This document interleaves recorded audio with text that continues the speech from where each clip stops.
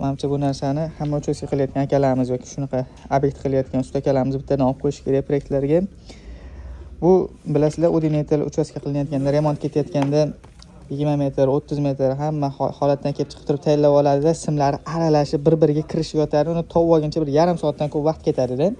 Shuna mahalda agar bitta shuni olib qo'ysanglar, bitta ochasizlar, montajini qilib, bu yerdan simini chiqarib yuborasizlarda, o'rab, o'zlaringga kerakli metrda bemalol foydalanib bo'lib, yana qaytarib o'rab qo'yaverasizlar. Akkuratniy bo'lib turaveradi.